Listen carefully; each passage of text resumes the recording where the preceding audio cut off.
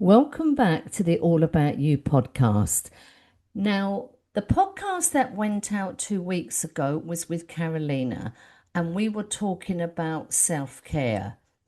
We did cover a lot in that podcast, but for me personally, I felt we didn't go deep enough. So, Karolina very kindly has offered to come back. Karolina, welcome back to the podcast.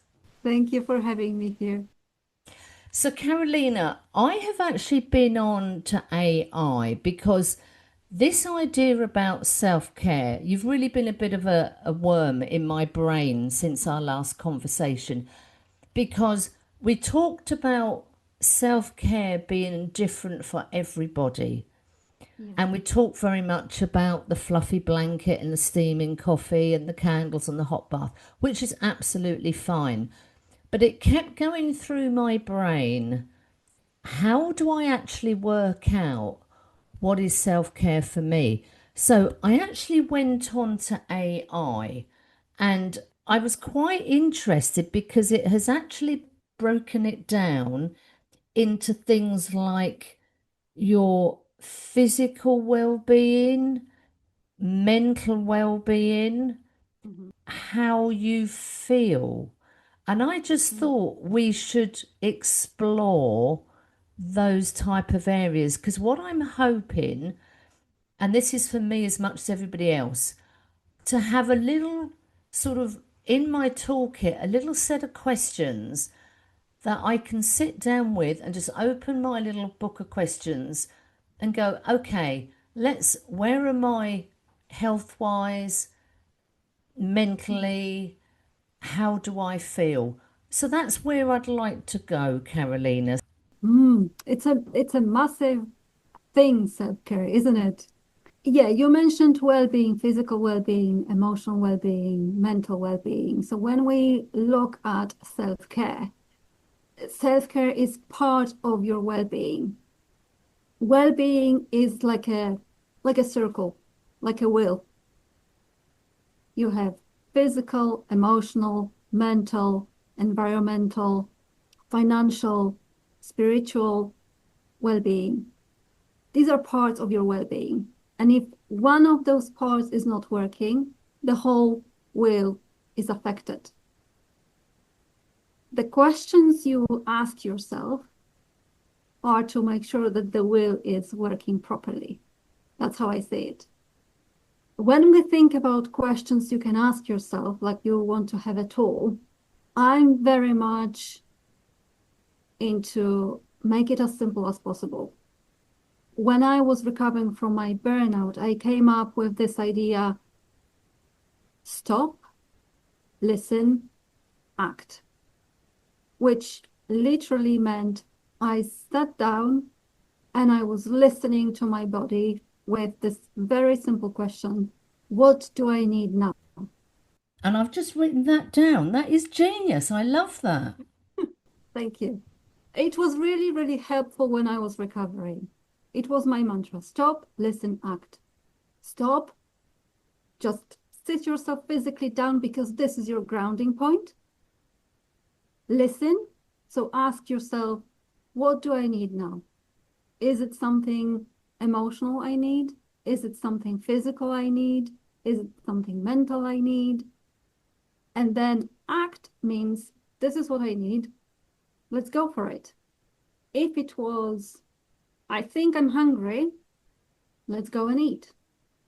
I think I need to take some few deep breaths. Let's do that. It wasn't easy at the beginning because it was like, in a way, I was parenting myself the way I was parenting my daughter.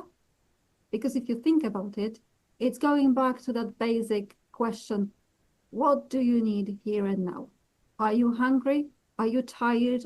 Are you sleepy? Is your nappy wet? Simple. And then when you feel that you've mastered that, you can start expanding those questions. So the next step could be, how am I feeling on a scale of 1 to 10? 10 is the highest, so I'm feeling really great. 1 is, well, I'm feeling really, really not great. What can I do about it? Do I want to do anything about it? Because you may not. Wow, they are powerful questions. That's really interesting because sometimes when we think I'm hungry or I'm tired, particularly when I'm tired, is it you are physically tired or Mhm. mentally tired? And they are two totally different things. To try and make yourself feel better, if you are physically tired, is watching Netflix the thing you want to do, or is it better just to, for 5 minutes, lie on the floor and just breathe? Don't do anything. It's a really good question. I would say both answers are correct, depending on the situation, because what happens is very often your body will tell you first that there's something going mentally or emotionally. You don't know straight away. You may feel tired physically, but then good to stop, listen. What is it behind me feeling tired physically? Because it could be you were gardening for 2 hours and you are physically tired. But it could be I had really difficult conversation in the morning with somebody. It's end of the day, and it hit me now that this conversation was stored in my nervous system, and now I feel knackered because of that conversation. If you're tired physically because you were gardening for 2 hours, I would say go sit down on the sofa and do some binge watching. You've deserved it. If it was the mental strain, I would say lie down on the floor, do some grounding breathing like, for a couple of minutes and see how you are. If this is not working, have a think whether there is anything else you could do to help yourself restore your nervous system. And sometimes physical movement is very good to shake it off. I mean, it is just so interesting because, particularly as a woman, and I've actually written this down because I wanted to cover this with you. I Mhm. always say we are just about to go into November. So I always say we're just entering the silly season. Now, for Okay. Americans listening to this, they're going to Thanksgiving and Black Mhm. Friday. And I know a lot of that is about giving thanks and gratitude, and then Mhm. Christmas. In most households, it's the women who are planning, shopping, Mhm. making the phone calls, arranging all the rest of it. So this is why I call it the silly season, because Mhm. on top of everything else we do, we've now got, this massive celebration called Christmas and New Year, which comes round the same time every year, Mhm. but that is looming on the horizon and it's getting incredibly close. And this is a particularly stressful season, I think, for a lot of women because we're just trying to make the perfect Christmas, the perfect presents, the perfect dinner table. Yeah. Everybody's going to love and be happy with each other. And in reality, it's just a bundle of stress. Yeah. This business about checking in with ourselves mentally, physically, and emotionally is just huge. It is. However, it's not easy when you are overwhelmed, when you are in a state where you are trying to survive the day without killing anyone. It may be very, very difficult to check in with yourself. Even this one question, what is it I need at the moment? This is enough. Keep it as simple as possible. I mean, one thing I came across the other day, which I thought was absolutely brilliant, I was reading an article talking about drinking water, and it said, Mhm. we've all got our phones with us all the time. Set yourself a little calendar reminder, and it dings sort of at least once an hour, and all it says is water. And you Yeah. think, okay, well, all right, have I got water? Do I need to drink some water? Do I need to go and get some water? Mhm. And I just think that thinking on from our conversation, let's put a calendar reminder on our phone and maybe to keep it simple, I was thinking week one, I'm going to put a calendar reminder on my phone at a time in the evening Hmm. and just say, Sheila, how are you feeling? And I can think, okay, how am I feeling? How does my body feel? How does my Mm. brain feel? Have I got my shoulders up around my ears? Am I clenching my jaw? Yeah. And you're going to be doing different times when that message comes through. Hmm. And it's just giving you that little sort of aid memoir. How do I feel? Because we never ask ourselves. We ask everybody No. else, how are you Yeah. doing? How's your day going? Do we ask ourselves? No. No. And if someone else asks us, we usually say, fine, okay. And as you talked about in the previous podcast, you were not fine at all, but you were saying to people, yeah, I'm fine. Yeah. So whenever I hear someone saying, I'm fine now, my antennas are going up, like up to the roof. How are you really feeling? What's your routine to check in with yourself? Ah, that's a good question. Hmm. I'd say I don't know because it's so natural to me that I don't think about it. But But that's the good thing, though, isn't it? As you say, Carolina, it's yeah, so ingrained into yourself now that yeah, you don't even think consciously you are checking in with yourself, but you're probably doing it many, many times during the I day. do. Yes, I do. I mean, there are two things which I do every day for sure, which is journaling in the morning before I start work. And we have this small evening routine with my daughter. There's lots of talk about gratitude, but again, when you feel overwhelmed and see everything in really dark colors, it's really difficult to say, well, I'm grateful for whatever. That may be your trigger, actually. So I came up again with this really simple question. What went well and why? Or make it even simpler. What's the highlight of your day? It's the same principle. It doesn't put so much pressure on you when you hear, what are you grateful for?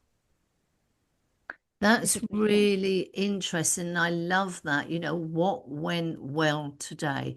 I always sort of say, okay, what was your win today? Yeah. What happened? What went well? What was a nice surprise? Because I think it's very important to try before we go to bed at night, instead of having all things swirling around in our Hmm. brains. And I think, particularly for women, this is what happens, Yeah. to try and focus on what were my wins today? What went well? Did anything happen that was, oh my God, that is so amazing? Something you've seen, something you heard, something Hmm. that happened. Yeah. Because going to sleep with like positive vibes, for want of a better word, Hmm. in our brain is only going to help us have a good night's sleep. That's hopefully going to give us a good start for the following day. It's another way to reset your nervous system. And the gratitude is part of positive psychology. And positive psychology is about not dismissing the bad things that happened, but see positives despite of the bad things happened. When you go through the day and your day has been really, really difficult, it's really difficult to see any positives. When you can sit down by the end of the day and come up with even one thing, and let's say it was, I had my lunch away from the computer, or the sun was shining today. This is positive, and your brain focuses on that, and all the positive hormones are started working. So instead of going into the anxiety mode before going to sleep, your brain is relaxing, helping to relax your body through releasing the positive hormones. And I think one of the things, it's a bit like the old story. Before you can help anybody else, for example, on an aircraft, put on your own oxygen mask first before you help Mhm. anybody else. And it's rather like, if you are in a good place and you're feeling that you are looking after yourself, you are in a better position to look after everybody else. Because if we are tired and hungry and somebody asks us for something, we're probably going to snap. We're probably Mhm. going to be not a good mum, not a good wife, not a good girlfriend, because we are lacking in how have we looked after ourselves. Yes, simply simply put that way. However, I know that it took me ages to actually understand that. It took me two burnouts to actually understand that oxygen mask first for me, then for my child. Before that, that shouldn't be working that way. This is wrong. My child should be a priority. My child should have the oxygen mask first. Why do they tell me the opposite way? I was in disagreement with that. So whenever I was on the plane and they were saying, if something happened, oxygen mask first for you, I'm like, I'm not going to do it. How silly that was. I mean, one thing I wanted to ask you, Carolina, is we are talking here particularly about women. Do Yeah. you think men are better at self-care than we are? Now, I've no idea where this question and answer is going to go. What's your opinion about that? I personally, from my own experience, my own observation, I think both genders have problem with that. We may think that men are better because men are better in setting boundaries. However, I don't think they fully understand self-care. That's an interesting answer. That wasn't quite what I was expecting. So, okay, Carolina, go on. What were you expecting? I guess talking to a lot of women, we all seem to be the one that wearing all the hat. Yeah. A lot of women are sort of running their own businesses, working from home. So Mhm. they've got full-time jobs. But they are still the ones, the social calendar. Have we got toilet paper? What's happening on Saturday? And obviously, oh, we're all talking about Christmas now. Right, so I really need to get the invites out to have the family to come to stay, and I really need to sort of buy new towels or bed linen and everything. I can't imagine many men in offices up and down the country are having that type of conversation. No, but that's actually our own fault. Well, we created perfect conditions for men not to worry about things. It's men's nature to, follow you. You're the head of the house. You decide how the house is going to look like. You decide what you're going to eat. You decide what toilet paper you're going to have, and so on and so on. But the thing is, if you allowed your partner from day one to be part of making those decisions, you wouldn't be wearing so many hats. And this is something I find really difficult to resonate with. My husband and I, we are in partnership. So we share a lot of things. And there are things I don't have to think about because I know that he's taking care of it. The other day, the shopping came and I was putting things away into the fridge and I realized it's okay, it's really filthy, so we need to clean it. I didn't feel like doing it, so I just took one drawer out, asked my husband to clean it, and then I realized that actually we have something not working in the fridge and I had loads of water in the fridge. That was cleaning here and now. My husband didn't leave the kitchen and left me with cleaning everything. He contributed. He was, without asking, he just, okay, you're doing this, I will do this. I mean, this is a very big one, isn't it? Because we can be our own worst enemy, as in taking everything on our shoulders. We are our own worst enemies. So we need to get tough with like the family members and even young kids. They can help making the bed. Okay, it may not be to your standard, but Absolutely. they can do that. And as they get older, they'll do a better job. But just getting Mhm. them involved, getting the husbands and the boyfriends and the partners involved. So, yeah, maybe sort of sitting down with them and saying things need to change and we need to have that conversation. It's probably not going to be a very easy, comfortable conversation. It may be tricky, but I wanted to focus on how many needs you used in this short description. We don't need to, but we may want to, or we will do it. Self-care is also about the language you use towards yourself and for the rest of the world. So the more I need, I should, I must, the more pressure you put on yourself. And the more pressure you put on yourself, the more you feel burnout, discouraged. If I have to have this conversation, I'd rather do it myself because whatever. But if you start thinking, right, I really would like to have more time for myself so I can stop being snappy and resentful towards my husband, for example, because I feel overwhelmed with so many chores. I would like to have a conversation with him. This is one of the biggest things I have when I work with my clients. Instead of thinking that it has to be a really difficult and complicated conversation, again, you can simplify it. So what I often suggest is write down everything what you do and then make another list where you write down everything you think you could delegate to somebody else or you could let go. And this can be really interesting exercise to any women because that will show how much you are willing to let go of your hats. You would be surprised how many are like, no, no, no, no, no, I'm not going to do this. I'm not going to delegate this because he won't do it the way I do it. I'm like, okay, but he will do it. Yes, but it won't be the same way I'm doing it, but he will do it. I So, see where you're going with this, and I've just sort of gone back to, instead of saying I must do this, I have to do that, I need to go, change it to we need to do this, we must do that, we need to go there. So automatically you're a team, and then you can say, okay, if I do this, you do that. So just changing the vocabulary. Instead of yeah, I putting it all, I've got to do this, I've got to go there.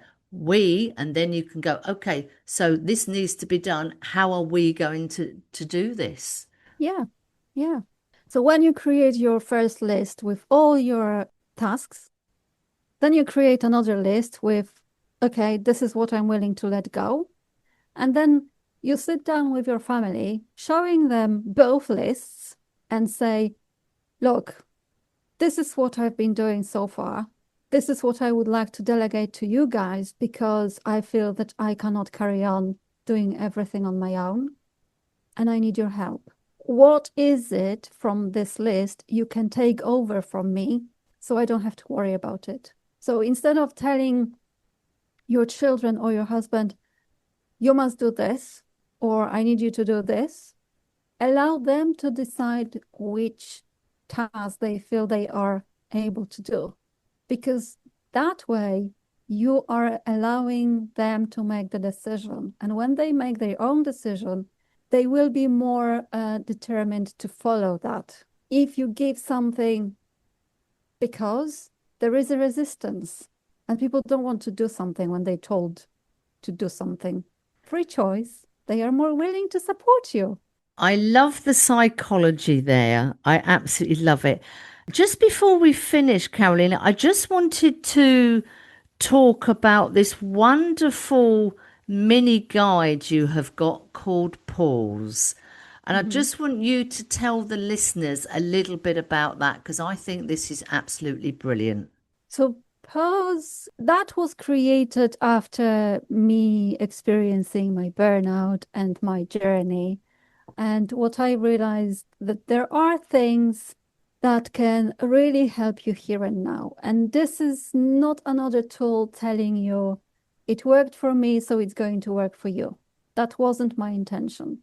My intention was to give you permission to pause, take small steps so you can have bigger wins. And the small steps can be 5 minutes just in silence. And the win is you've grounded yourself. The small step could be dance for a few minutes. And the big win is your nervous system is reset. That's how this came to life.